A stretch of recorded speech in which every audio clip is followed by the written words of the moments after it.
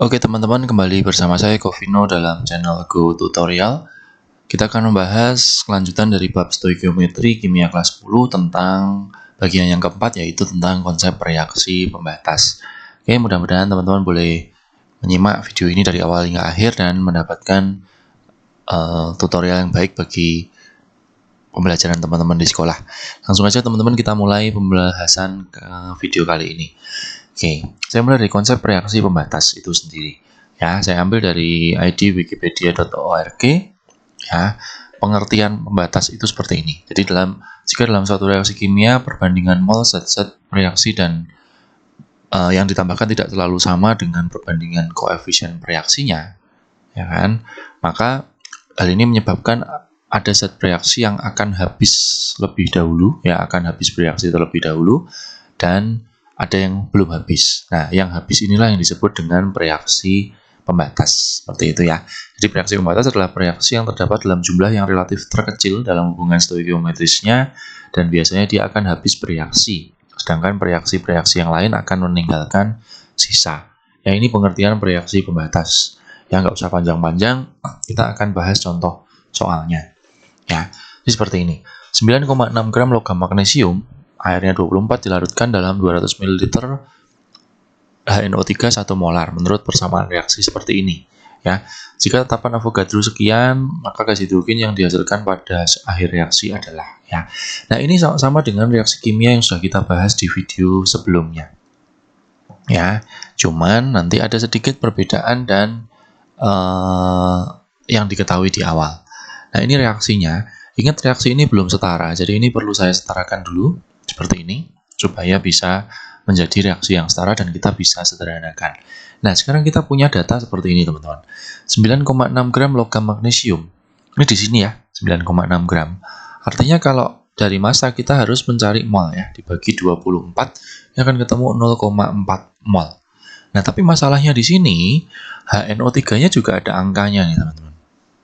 Jadi di sini ini adalah volume ya, 0,2 liter dan molar, 1 molar. Nah, di sini kita juga bisa mencari molnya ya. Mol itu kalau dari molar, saya ingatkan lagi, molar kali volume ya. Sehingga 0,2 dikali 1 ketemulah 0,2 mol. Nah, ini yang membedakan reaksi kimia yang sebelumnya dengan saat ini. Jadi kalau reaksi yang melibatkan reaksi pembatas, biasanya reaksi yang ada di sebelah kiri ini sudah diketahui lebih dari 1 angka mol. Ya, jadi di sini Mg-nya sudah diketahui 0,4 mol dan HNO3-nya 0,2 mol. Nah, ini akan kita biasakan untuk menulis sebagai konsep mula-mula. Ya. Nah, tapi masalahnya ketika reaksi ini terjadi atau pada saat bereaksi, ini tidak bisa semuanya habis. Karena ingat teman-teman, di sini harus punya perbandingan 1:2 banding 1:1. Ya, sehingga kalau ini 0,4 dan 0,2 sudah pasti ini tidak sesuai dengan perbandingan 1:2. Ya, artinya kita harus buat supaya dia sesuai. Nah, caranya adalah coba aja menghabiskan yang salah satu dulu. Misalkan nih, kita pura-pura menganggap ini habis 0,4. Nah, kalau ini 0,4 sini perlu berapa, teman-teman? 1:2, kalau sini 0,4 sini perlu 0,8. Nah, ini tidak bisa, teman-teman. Jadi kalau sini 0,4 sini perlu 0,8. Ini pasti nggak bisa. Kenapa? Yang tersedia saja hanya 0,2 mol. Masa mau bereaksi 0,8? Dari mana ya? Nah, berarti tidak seperti itu. Dibalik, yang bereaksi adalah yang ini. Sedangkan ini mengikuti. Jadi ini 0,1. Nah, yang ini langsung mengikuti dengan koefisien ya. 0,1, 0,1 ya. Nah, sehingga dari situ akan terjadi yang namanya sisa ya, sisa atau hasil akhir reaksi. Di sini akan bersisa 0,3, di sini habis, di sini merupakan hasil reaksi, kita tulis tetap 0,1 ya. Nah, oke, maaf teman-teman. Nah, dari situ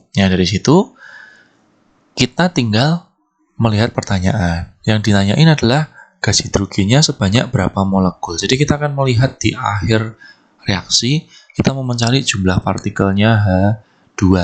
Diingat-ingat lagi, yang namanya jumlah partikel pasti mol dikalikan 6,02 kali 10⁻23 ya.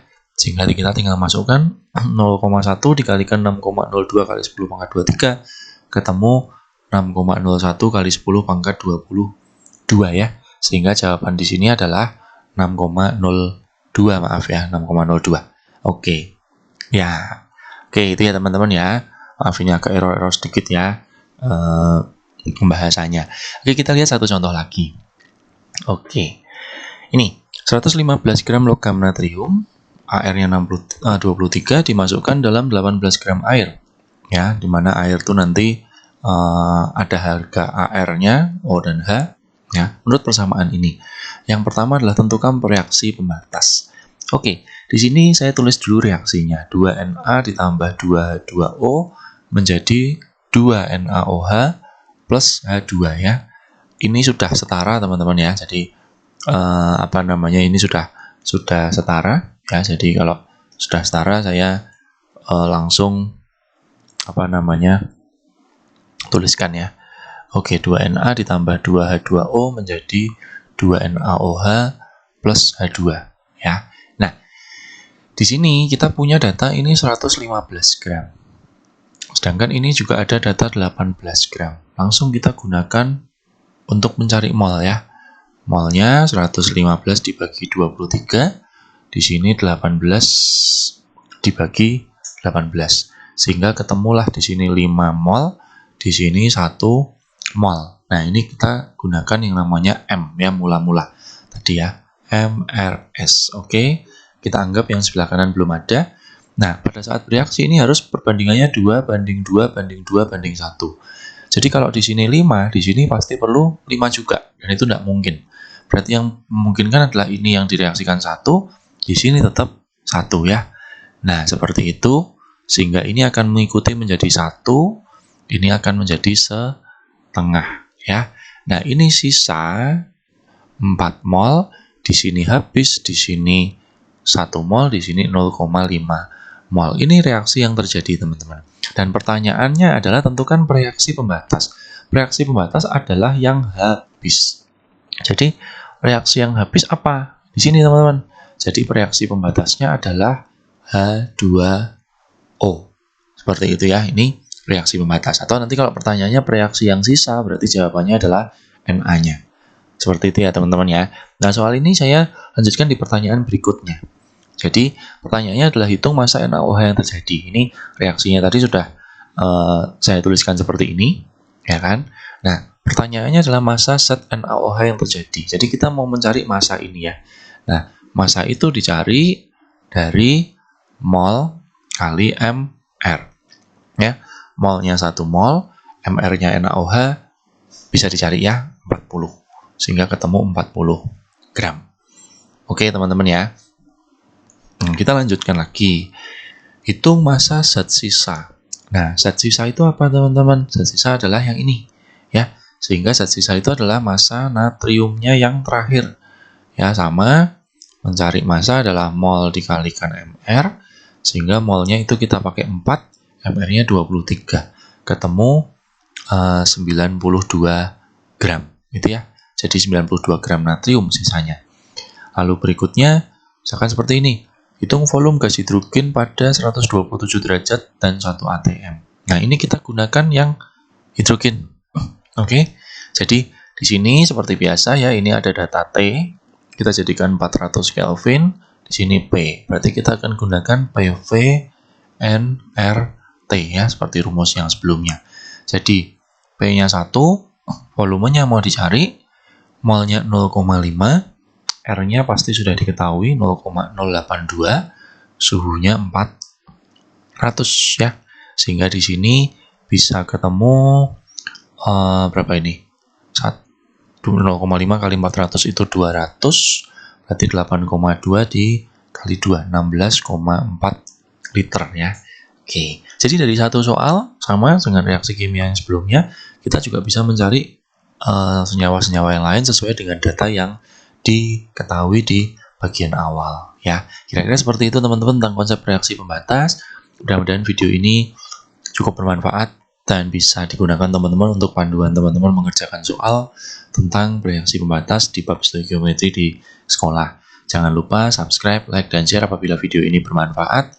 Saya ucapkan terima kasih sudah menonton video saya dan nantikan video-video saya selanjutnya.